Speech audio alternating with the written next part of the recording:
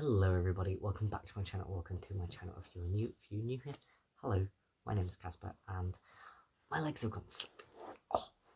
I'm going to be making another autism video because they tend to be quite popular and I quite enjoy making them. It's nearly Christmas, so I'm going to be doing one about Christmas. Christmas is an incredibly stressful time. I think that's just a pretty universal experience regardless of whether you're autistic or not. I'm not going to sit here and say that autistic people have it worse, that we struggle more, because that's just not true. We experience things differently, and we have different struggles, but doesn't necessarily mean that our struggles are worse than anyone else's, because like I said, just not true. I'm going to hopefully give you some things that make it a little bit easier for you, because I know that, well, for me these things make it a little bit easier, and I hope that sharing them might help you guys. If nothing else, it's awareness. Obviously it's not one size fits all, but hopefully it might, if nothing else, give you a little bit of comfort that you're not alone, because you're not. Anyway, I'm going to stop rambling and I'm going to get into the video. Now, I hate Christmas shopping with a burning passion. And I've actually managed to do all of my Christmas shopping online this year, for many reasons. And I would highly recommend it if you can. I know that the internet is not fully accessible to everyone, but if you can, it's great. You have so many more options. You don't need to worry about busy shops. It's great, and it comes really quickly. It's quite scary how easy things are, how accessible things are to get. That did not make any sense. You know what I mean. If you choose not to do your Christmas shopping online, I would highly recommend trying to do your in-person Christmas shopping as far in advance as you can, because it avoids the rush. Things are more likely to be in stock, and some things are cheaper, some things are more expensive, because I know sometimes they do Christmas deals, but sometimes they put the prices up because they know that people are going to buy it because it's Christmas.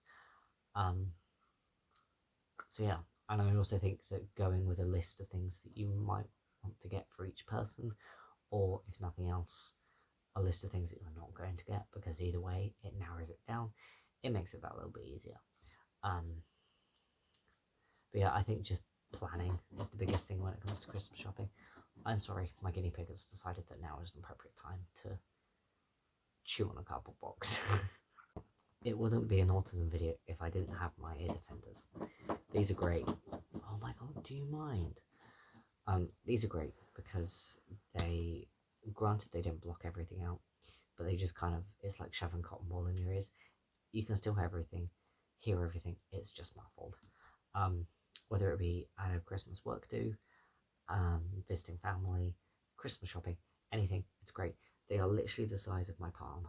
They are, I shit you not, the size of my hand. So I've managed to fit a whole week's worth of shopping and this in, and my bag isn't even that big. So they're great. Earplugs do the same thing, so I know some people don't like ear defenders. I'm the opposite.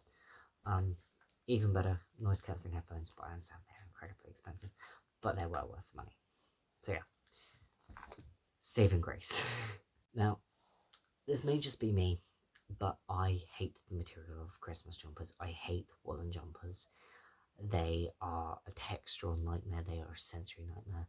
I would quite happily put a whole pile of them on a bonfire, because that's how much I hate them. They're horrible to touch, and they're even worse to wear. But I have to admit it, I love a good Christmas jumper. I love the idea of it. I think they're fun, I think they're festive, I think they're gaudy, I think they're great. I love them. But wearing them, no thank you. Which is why, particularly in recent years, I found that things like this work a lot better. Of course it's marble, but it's a Christmas t-shirt. They're great. They are so much more practical. They are so much more comfortable and so much more sensory friendly as well. I love them. They also tend to be a lot cheaper as well. I got this from Asda.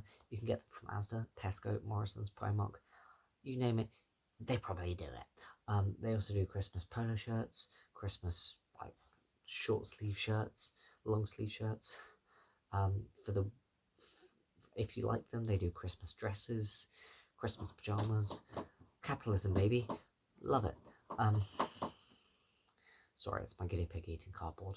I also have a few Christmas sweatshirts as well. So a regular crew neck sweatshirt, but with a Christmas design on it.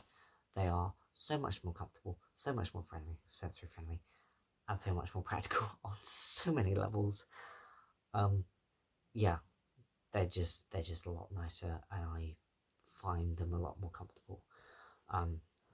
Because knitted jumpers can burn in hell for all I care. Number 4. Oh my god, we are speeding through this. Again, this is something not many people, well, not everyone will be able to do, but I think if you are in a situation or an environment where this would be beneficial for you, definitely do it. And that is telling people around you that you are autistic, or that you know, these are the certain struggles that you have around this time of year. And this doesn't just go for autism, this goes for mental health as well.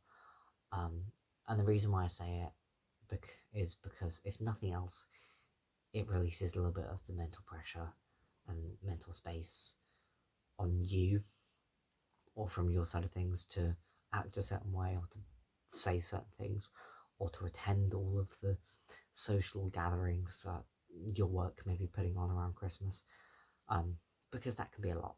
Also frees up a lot of your time as well. But also from the other person's perspective, it gives them a little bit more understanding about you and the struggles that you may have. They may be able to make some certain accommodations. They're well within their right to say no, but I know a lot of people tend to do. I'll make certain allowances or cut a little bit of slack when it comes to, you know, Christmas shopping or Christmas dinners or whatever it may be. It just kind of makes everything a little bit more comfortable for both parties, I find. But not everyone is in a situation where that would be realistic for whatever reason. The last thing, which I would argue is the most important thing, and that is making time for yourself and creating or keeping a routine. I think this can be applied to literally everyone, regardless of whether you're autistic or not.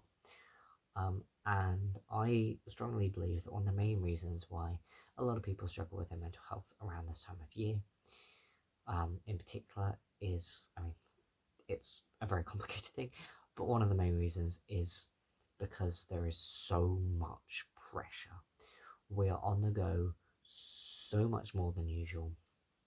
If you're not at a Christmas party, you're shopping for Christmas presents. If you're not shopping for Christmas presents, you're wrapping Christmas presents. If you're not wrapping Christmas presents, you're at a Christmas market. You're at the in-laws. You're doing some kind of festive-related social gathering, or some weird festive thing. You're making mince pies or whatever. And as fun as they are so incredibly draining. And then you get to January and you're burnt out, and you haven't had a thought since October of last year, and you just collapse. And it's all a bit too much. So factoring in some time every single week to just decompress, do nothing, do something you enjoy, is so incredibly important. And the reason why I say factor it in is because then all the stuff that you need to do, whether that be for work or for general life stuff, you are able to work that around it, so you can still get to the end of the week and feel like you've done everything that you need to do, whilst also being able to spend some time doing what you wanted to do as well. Because otherwise you don't get to Friday evening and realise that you've done nothing all day because you haven't had the energy, and there was a whole list of things that you were meant to get done today and you just didn't do it, and then that just kind of makes you feel even worse. So it avoids that problem. And I think also having a schedule or a routine, my one is up on my wall, can be so incredibly comforting, because Christmas is an incredibly chaotic time. So having that comfort and that regularity of a schedule or routine, or whatever you want to call it, can be incredibly comforting. Not just for autistic people, but for everyone. We're creatures of habit by nature, so we do just tend to find ourselves in routines, which is why, you know, the working week and work schedules and stuff have come about. So yeah, that is everything. I hope that was useful. Um, I'm sorry I didn't upload a video last week. I had completely forgotten, and before I knew it, it was Saturday morning, and I hadn't done anything. So, yeah.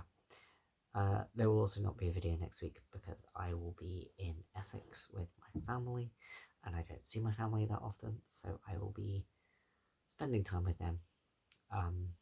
But I hope you guys have a safe and enjoyable Christmas. I will put in the description below some phone lines that you can use, some websites that you can use that might give you a little bit of relief if you are struggling. It will be over just as quick as it came around, so it's okay. You can make it through. You're not alone. I struggle massively with it, and I know that many other people do, so it's okay if you don't enjoy it. Just get through it. And it will be over very, very soon, I promise. I hope you guys are staying safe, and I shall see you in my next video. Bye, guys.